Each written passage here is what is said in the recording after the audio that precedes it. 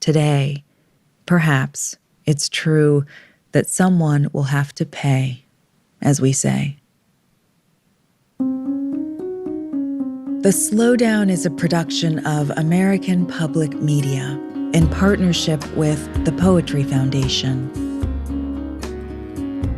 This project is supported in part by the National Endowment for the Arts on the web at arts.gov.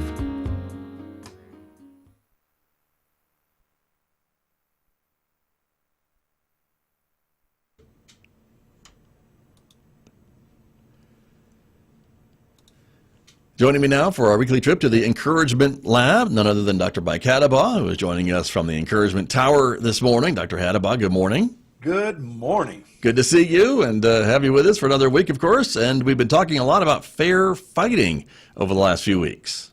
We have, so feel free to go back and review those. We've been doing 2 tips for fair fighting every week, and we've got at least one more week after this to go. Okay. So today what we're going to talk about is what do you talk about when you're fighting fair? Well, what you do is you define yourself. You don't define the other person. Oh, interesting. Okay. And how do I do that then?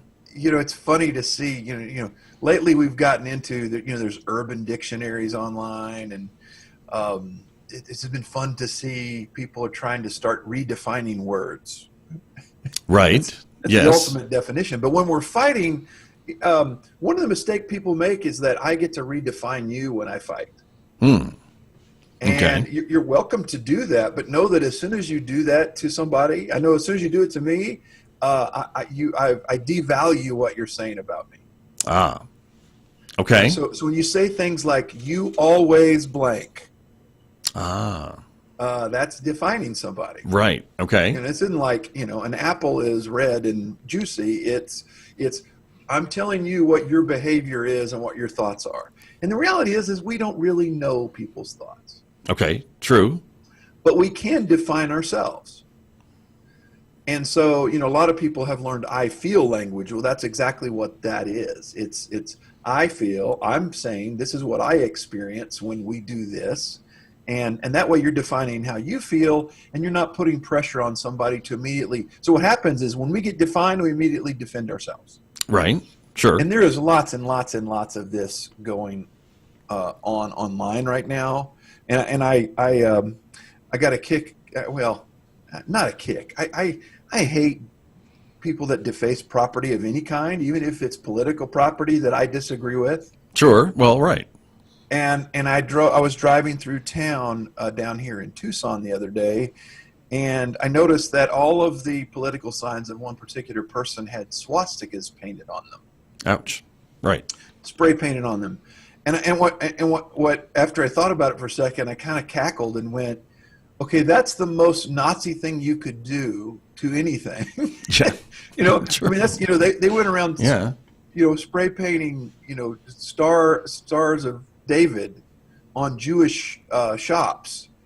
That's what happened. That's what they did. That's and I'm right. like, if you're defining somebody, any political candidate, by doing that, well, you're the one that's acting like the very behavior that you think that they are. Right. And so anyway, that's a great example of I'm defining you.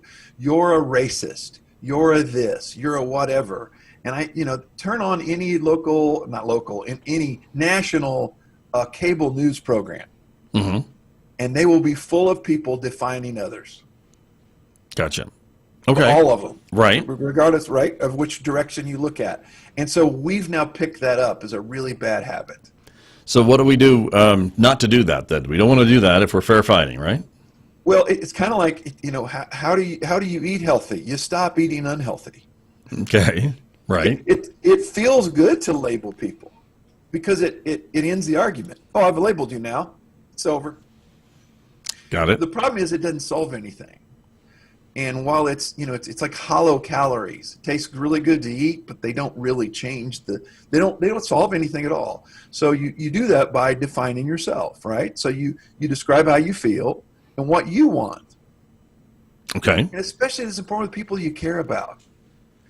If you want your spouse or your partner to love you or understand you a certain way, define yourself. Don't define them. Gotcha. Okay. Right? So that's part one. The other thing I want to talk about Right. today is stay in the present. Hmm. I counsel and coach a lot of couples, and man, it's so tempting in the midst of our argument to go, well, 5 years ago you didn't say that. Oh, I Well, see. remember when I did this 5 years ago because you weren't able to? And immediately that turns the fight into an unfair fight. Right. So it immediately leaves the present and says, I'm abandoning what I'm trying to solve right now because I'd rather blame you for the past.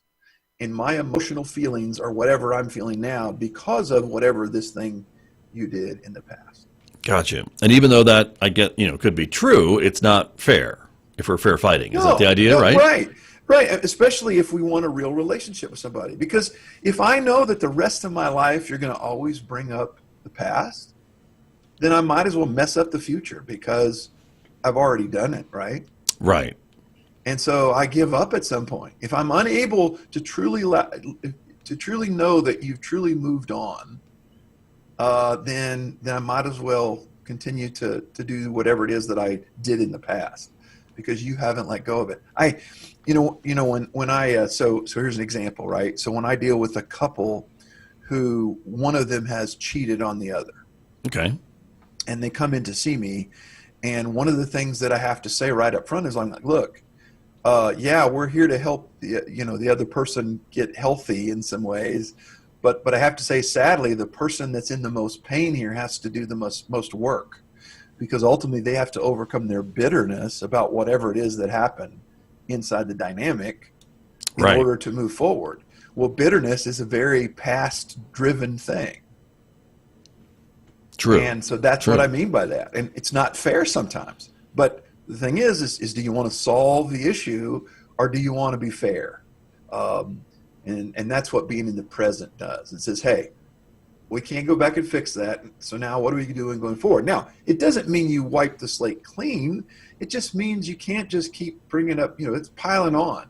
Mm-hmm. Oh yeah, well here's this, one of the reasons America was founded was in Europe, people had debtors prisons where if your parents had accrued debt and they died, all of a sudden the police showed up at your house and put you in jail for their debt. Right.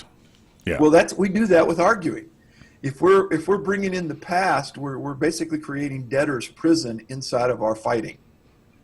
Interesting. Saying you still owe me from the last time you talked this way to me or did this to me or whatever. And again, that's just not a fair process. No. And you'll never get out of that hole, I don't think. No, you'll just keep taking it deeper. So again, realize I'm not telling you can't fight these other ways. You can. Mm-hmm. But realize that you're not building relationship that way. Right. It's not a fair fight. That's really you're just not.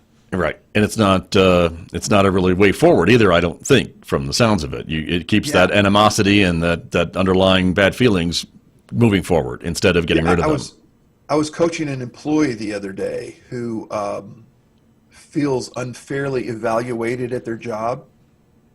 Right. And at some point, I said, what's worth it? If you feel like they're never going to fairly evaluate you going forward, right? Is this worth continuing? Yeah. I'm not saying I'm not saying that's fair, but that's it's worth it. At some point you go, I was talking to a guy recently too that just literally he's 5 years into a new career, and he literally hates getting up and going to work. Hates it. And I'm like, but he's like, so I got to do this for 20 more years. And I'm like, no, you don't. Yeah, right. Well, you don't have to. Right. Why have you resigned yourself to this miserableness? And I believe him, by the way. I'm not going to tell you what he does, but if I told you what he did, you'd go, yeah, I'd probably be pretty miserable doing that too. Now, there are people that do his job that aren't miserable doing it. They're the ones that need to do it. Sure. And so but you're not stuck there. You're not stuck there. Yeah. So I'm always challenging people to do this. So talk in the present, but talk to the person so whether it's an employee, a friend, a romantic relationship, talk to the person the way you want them to become. Good advice. I like it. That's how you want to talk to them, not how they were in the past. And that's fair. So very fair. There you are. Dr. Hattabaugh, thank you so much. You're welcome. We'll talk to you next week, and we'll be fair about it. Yes, sir. All right, that's Dr. Mike Hattabaugh. He is with me every Wednesday from the Encouragement Lab at the Encouragement Tower right here on KSJE, Farmington.